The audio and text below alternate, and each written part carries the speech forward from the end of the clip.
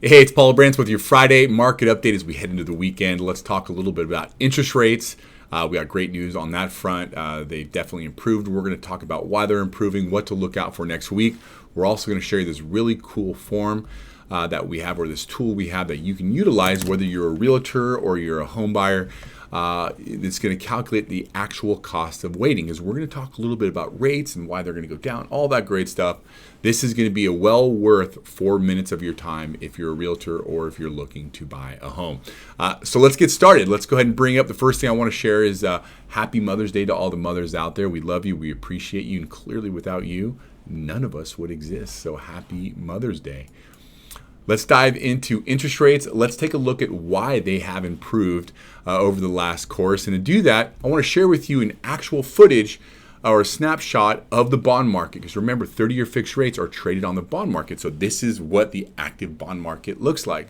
So when you work with a lender, you want somebody that is going to monitor this and understand it. Because here's the deal. As this is an indirect relationship, as this chart goes down, interest rates go up. Whereas it goes up, interest rates go down. So you don't want to be caught on big market shifts. Like this shift right here is about 1/8% in rate. So somebody that was looking for rates here in this day, tomorrow the rate was about 1/8 to 1/4% higher. So it's huge swings lately. So you wanted to monitor it. Now, to figure out why rates have improved, we have to go back last Wednesday and see actually what happened. Well, last week the Feds met, and on Wednesday, Jerome Powell, the head of the Fed, came out and was talking about inflation. One of the things, of many things that he spoke about, was the balance runoff sheet.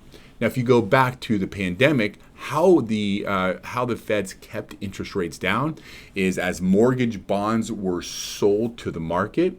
Remember, it's a supply and demand thing. They would buy a whole bunch of them, which put less supply out there, given the same demand. That put an increased pressure on that, which lowered price for those bonds, which lowered rates. Now, after the pandemic, they were releasing the balance sheet bonds, or those bonds, therefore putting more bonds into the market, and that did the exact opposite. It decreased the price and it increased interest rates. So what he said is that starting June, they are going to slow down the balance sheet runoff, which right there's going to be less supply out there given the same demand. We should start seeing some interest rate improvements. He also was talking about the job market. So came Friday, BLS job reports came out. They were expecting, I believe it was around 243,000 jobs. Only 175,000 jobs were created. Now remember, this is the sad part about mortgage interest rates, but we are so focused on rates here, we're not focused on the job market.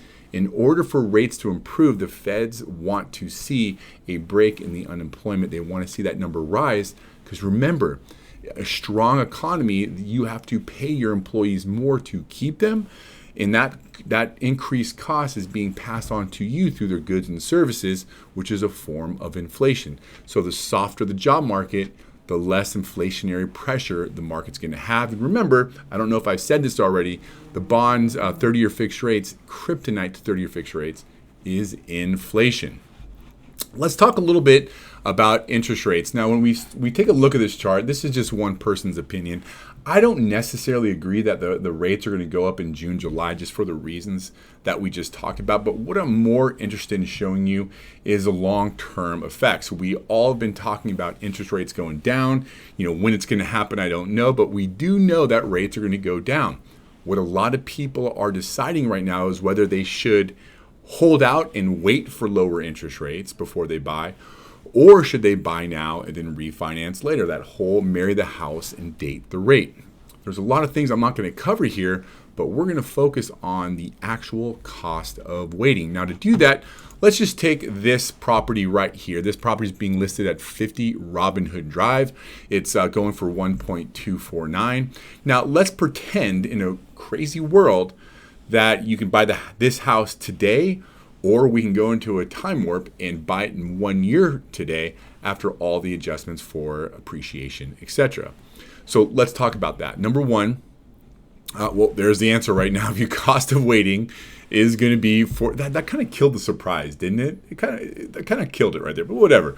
The benefits of buying today is going to be $49,000. So in other words, you would benefit by not getting in that time warp when there's lower interest rates and buying it today, because you would save about $49,000, even though interest rates are going to be lower in the future. And what I'm estimating here is that rates are going to be about 1% lower for 1 year from today. Why is this? Number one, in Nevada, so this property is in Nevada, we are expecting about a 4.56 appreciation over the next year. So that house over the next year is going to appreciate by $56,000. Now the cumulative difference between payments, now that's going to be your payment today versus tomorrow is about 325. Times that by 12, that's where you get your 3,900. And then you also have to include the cost of refinancing of 4,000. When you take all that into consideration, that's where they get the cost of the benefit of buying today is going to be 49,000. Now, if you have a property you want me to create this for, let me know. I'd be happy to share this information with you. It's really good information, because if you're on that fence whether to buy today or tomorrow, you got to know what most likely is going to happen. Now, let's finish this out. So let's say you did buy the house today. This is the whole marry the house, date the rate. And in 1 year, you actually refinanced. So this refinance, right, is now the house is worth 1.305, where you bought it for 2.5, so you have 50,000 in equity. Your loan amount would be about 994,000 at that time. The rate would be about 5.99. So that'd give you a total payment, give or take, of about 7,506. Whereas if you purchased it in 1 year, you'd pay more for the house. You'd have more of a down payment if you're putting 20% down. Higher loan amount. The rate may be a little bit better because it's a purchase, but just for comparison, it's going to be the same. So that would give you all-in payment of $7,867. So that would actually save you $300 per month. And let me tell you, that's really going to add up over the course of that loan. All right, what do we got in store next week? We have a big week next week. On Tuesday, we have Price Producer Index coming out.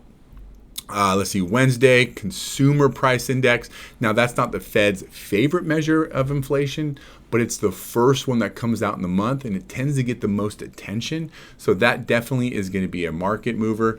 Initial jobless claims on Thursday, and then Friday, Friday leading economic indicator. So it's going to be a big week. Hang in there. I got your back. If you have any questions for me, or if you want to set up a time, here's my link for my calendar for hopes and dreams.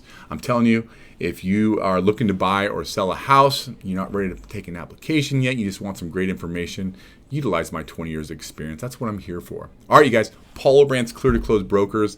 I hope you have a fabulous weekend. Take care.